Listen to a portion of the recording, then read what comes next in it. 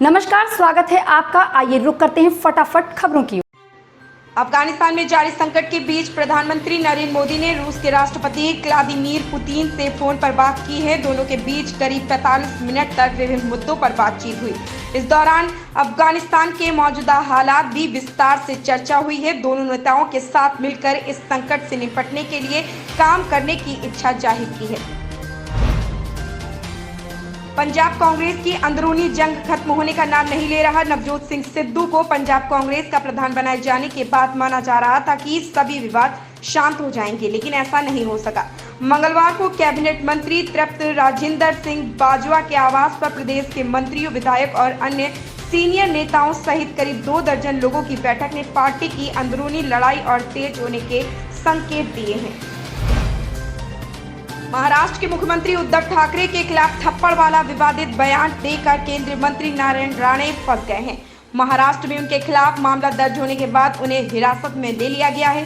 एक समय में शिवसेना के संस्थापक बाल ठाकरे के प्रिय रहे नारायण राणे के उद्धव ठाकरे के खिलाफ बयान देने से शिवसेना में आक्रोश है। वहीं राष्ट्रवादी कांग्रेस पार्टी एनसीपी नेता और राज्य सरकार में मंत्री नवाब मलिक ने भी राणे के बयान को महाराष्ट्र का अपमान बताया है। अफगानिस्तान में तालिबानी आतंकियों का हमला लगातार जारी है। ताजा जानकारी के अनुसार आतंकी संगठन ने विश्व प्रसिद्ध गजनी गेट को क्रेन की मदद से तोड़ दिया है। यह गेट इस्लामिक परंपरा और संस्कृति का प्रतीक था, लेकिन तालिबानियों को यह रास नहीं आया। गजनी प्रांत के गेट को तोड़ने का वीडियो अब सोशल मीडिया में तेजी से वायरल हो रहा। जम्मू कश्मीर के सोपोर में मंगलवार टर्की सुरक्षा बलों और आतंकियों के बीच शुरू हुई मुठभेड़ में 3 दहशतगर्दों को मार गिराया गया। अराजक तत्व अफवाह न फैला सके, इसके मद्देनजर सोपोर में मोबाइल इंटरनेट सेवा स्थायी रूप से बंद कर दी गई है। साथ ही श्रीनगर बारामूला के बीच ट्रेन सेवा भी निलंबित की गई है। बता दें कि सोपोर के पेटसीर गांव में आतंकियों की मौजूदगी की सूचना मिली थी, जिसके आधार पर पुलिस सेना की 52 RR और सीआरपीएफ की 177, 179 व 52 बटालियन की संयुक्त टीम ने इलाके की घेराबंदी कर तलाशी अभियान शुरू किया है।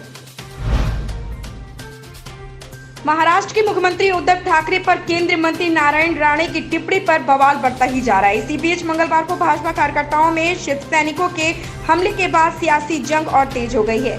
इसके मद्देनजर राज्य के पूर्व मुख्यमंत्री और भाजपा नेता देवेंद्र फडणवीस ने ठाकरे सरकार को चेतावनी दी है। उन्होंने कहा है कि हिंदी में एक कहावत है, सैया भय कोतवाल तो डर काहे का।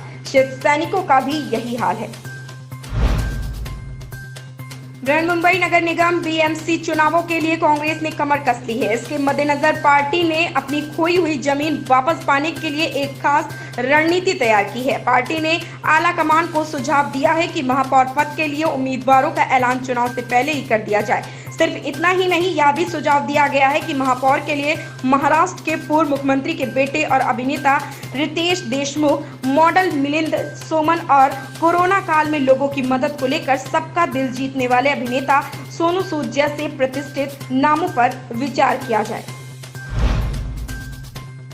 Kerala high court Kitex garments limited company की ओर से डाली गई याचिका की सुनवाई कर रही थी। कंपनी की ओर से याचिका डाली गई थी कि उसे अपने कर्मचारियों को कोरोना की दूसरी वैक्सीन लगवाने की अनुमति दी जाए। कर्नाटक में आउटर रिंग रोड पर प्रस्तावित मेट्रो के काम के कारण कंपनियों को department of electronics, IT, TV व विज्ञान एवं प्रौद्योगिकी की ओर से पत्र भेजा गया। इसमें सलाह दी गई है कि कंपनियां दिसंबर 2022 तक वर्क फ्रॉम होम जारी रखें।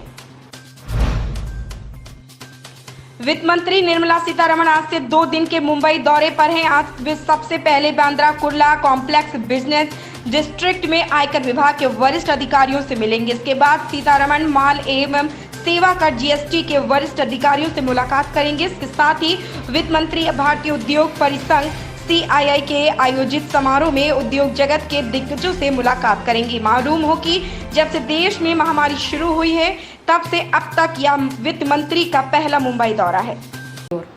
इन खबरों में बस इतना ही। धन्यवाद।